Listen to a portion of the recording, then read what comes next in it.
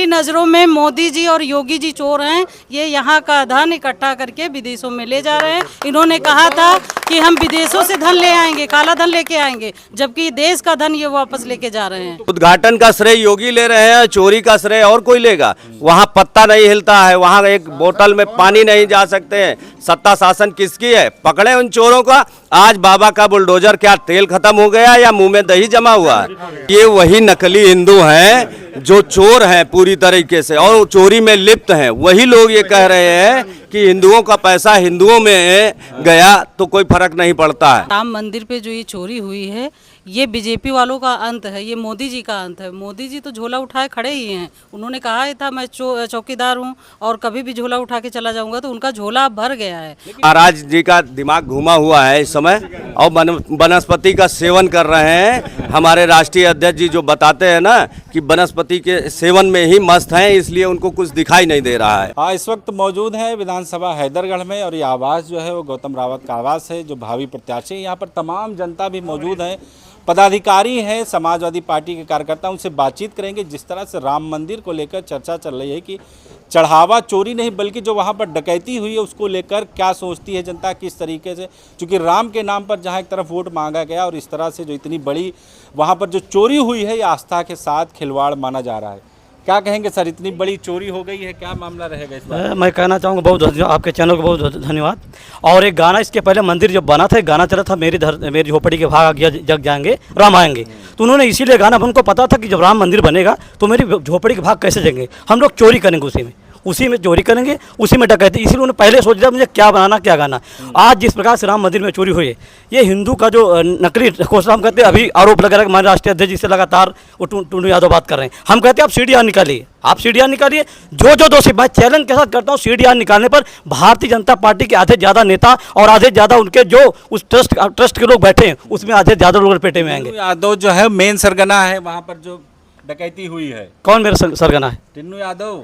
टिन्नू यादव से मोहरा है, इसमें बड़े बड़े घाक फंसेंगे, बड़े बड़े लोग। इस तो सिर्फ बताइए ना, हम वो सारे लोग जो ट्रस्ट में बैठे हैं वो सारे लोग चोर हैं। राम के नाम पे लोग डकैती डालने वाले लोग हैं, ये राम के नाम पे सिर्फ लूट करने वाले लोग, ये राम को बनाने, राम के नाम पे इन्होंने वोट लिया और राम के नाम को लेकर के आज मंदिर में कितनी बड़ी, बताइए आप, हिंदुओं की भावनाओं को ठेस नहीं पहुंचा। आप जब इस देश का नरेंद्र मोदी देश का प्रधानमंत्री आता है उद्घाटन करने के लिए, आप एक बार बताइए अगर इतनी बड़ी चोरी में इस देश का प्रधानमंत्री अगर एक बार बोला हो, आप बताइए, आप इस देश के पहले पर्सन है। लेकिन बहुत सारे लोग कह रहे हैं कि अगर हिंदुओं का पैसा हिंदुओं के बीच में गया है तो क्या दिक्कत है आप लोगों को? कौन कह रहा है? बहुत बीजेपी के लोग।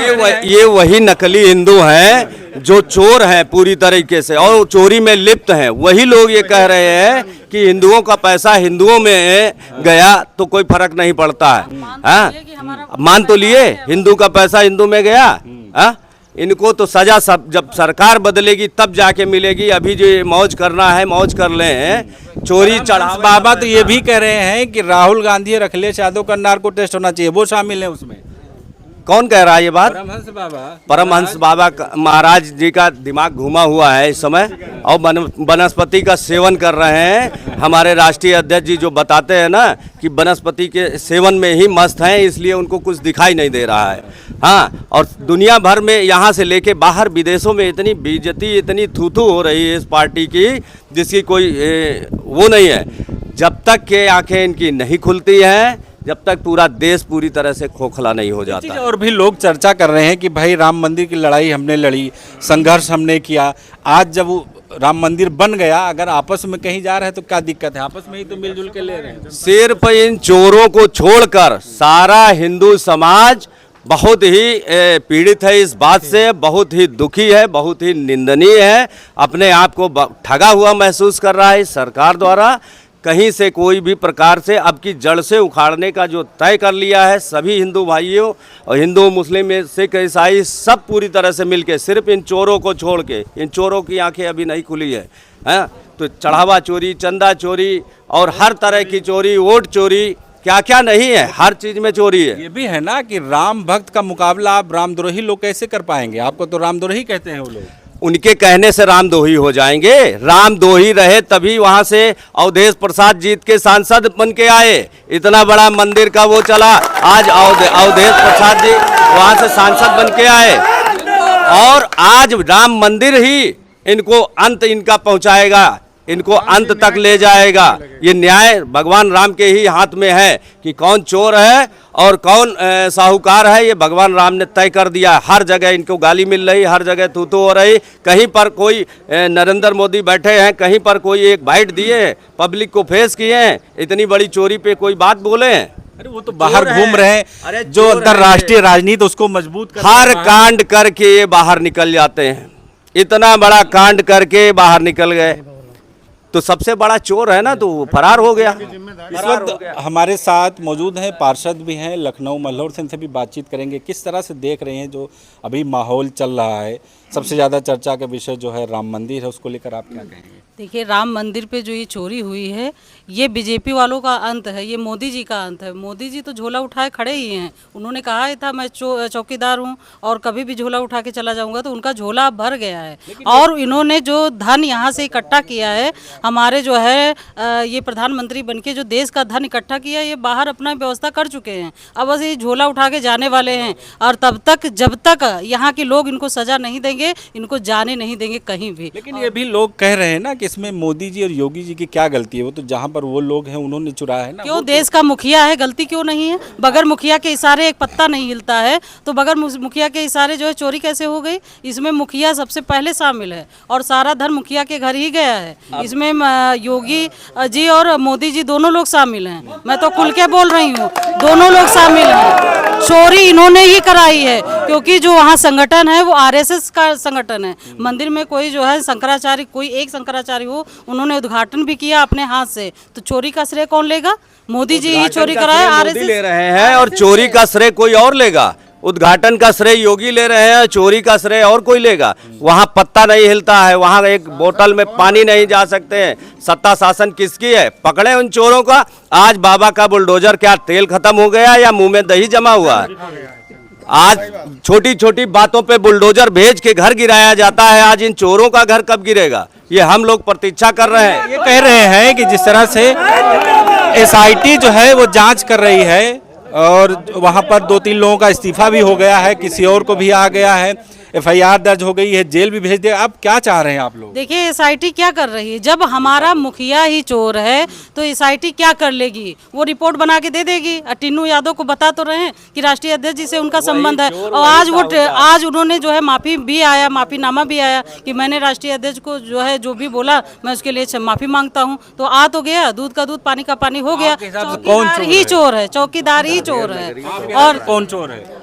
मेरी नज़रों में मोदी जी और योगी जी चोर हैं। ये यहाँ का धन इकट्ठा करके विदेशों में ले जा रहे हैं। इन्होंने कहा था कि हम विदेशों से धन ले आएंगे, काला धन लेके आएंगे, जबकि देश का धन ये वापस लेके जा रहे हैं। तो कह रहे हैं कि फकीर आदमी है, हम किसके लिए कमाएंगे? सेवा कर रहे हैं, 24 घंटे लगे हुए हैं। मैं ऐसे फकीर आदमी को अपना प्रधानमंत्री नहीं बनाना चाहता हूँ, ना मानता हूँ। क्यों? क्योंकि फकीर आदमी देश का प्रधानमंत्री हो ही नहीं सकता। ये झूठा आदमी है, इसमें भी बहुत बड़ा झूठ है। तो झूठ के ही जुमलेबाजी पे ही ये पूरी टिकी है। अंधेर नगरी चौपट राजा, टके शहर भाजी, टके शहर खाजा। आज पूरे देश में यही बंदर बाट चल रही है, हर जगह चोरी हो रही है। आपका बहुत बहुत धन्यवाद। मैं कहना चाहूँगा, आपने कहा कि इन्होंने कहा कि हम किसी लिए लूटेंगे, तो सारे लोगों ने फिल्म जगत की मशहूर पिक्चर शोले देखा होगा। उसमें गब्बर के कोई नहीं था, ना मियाँ था, ना बीवी था, कोई नहीं था। तो गब्बर क्यों रामगढ़ लूटता था? उसके तो बच्चा नहीं था ना, क्यों रामगढ़ लूटता था? उसको क्या जरूरत है लूटने की? सेम है, वही है। कौन है आज के गब्बर? यही है नरेंद्र मोदी और योगी जी। इनको क्या जरूरत लूटने की? भाई अगर रामगढ़ में जो रामगढ़ था, गब्बर लूटता था, उसका बच्चा था नहीं था, बीवी था नहीं था, क्यों लूटता था? वो सेम यही लोग, ये डका एक कहता ना, जिस प्रकार से लुटेरे लोग जब डाका डालने क्या कहते हैं, जय माँ भवानी, जितना वो लुटेरे लोग नाम लेते राम का, डाका डालने के समय जय माँ भवानी, उतना ही वोट के लिए जय श्री राम बोलते। इनमें लुटेरों में कोई अंतर नहीं। जो वैश्विक गुरु है, विश्व गुरु है, लोकप्रिय हैं, जननायक हैं, आप उनको अभी 100 प्रभावशाली नेताओं का नाम आया है। विश्व गुरु में 100 प्रभावशाली नाम आया है, लेकिन हमारे देश के प्रधानमंत्री जो विश्व गुरु हैं, 100% उनका कहाँ पे नाम आया? कहीं नहीं। जो देश के लोग हैं वो समझ चुके प्रधानमंत्री मोदी पूरी तरह से झूठे हैं। अभी ऑस्ट्रेलिया गए थे, आपने भी देखा, ऑस्ट्रेलिया में गो मोदी गो बैक किनारे लगे, पूरा देश जान चुका है। ये मोदी नहीं ये मोदी नहीं बता रही, झूठ बोलने की बीमारी है ये मोदी। जी सर, कुछ कहना चाह रहे हैं? हम ये कहना चाहते हैं, ये विश्व गुरु का नाम सबसे सुर्खियों में स्टीफन फाइल में अभी था। स्टीफन फाइल को दबाया गया पूरी तरीके से, वार चला के वार में उलझा दिया, और वार में उलझाने के बाद किसी तरह से ये फाइल दब जाए, क्योंकि इनके साथ के जितने हैं चोर, सबका नाम उसमें है। बड़े से बड़ा जितना है, जितना बड़ा से बड़ा व्यापारी है, और अडानी अंबानी सब का नाम पूरी तरह से उसमें था। उस चीज़ को दबाने के लिए इतना बड़ा वार और इतनी बड़ी सारी चीज़ें हुई है, तो इसके जिम्मेदार भी यही हैं। हाँ, क्या कहना चाहते हैं? जी, मैं अजीत कुमार यादव, युवजन सभा विधानसभा अध्यक्ष हैदरगढ़। मैं कहना चाहूँगा, आपके चैनल को सर्वप्रथम बहुत बहुत धन्यवाद देता हूँ, क्योंकि आजकल के जो राष्ट्रीय चैनल हैं वो पूरी तरीके से बिक चुके हैं। सही बात जनता को न दिखाते हैं न बताते हैं। आप जैसे लोग अभी कुछ प्रजातंत्र में जिंदा रखे हैं, जो सोशल मीडिया उसके माध्यम से जानने को मिलता है। इस राम मंदिर चोरी में सबसे बड़ी भूमिका हमारे देश के प्रधानमंत्री जी की है। उन्होंने जो टीम गठित की थी मंदिर उद्घाटन के समय, उन्होंने ही उद्घाटन किया था।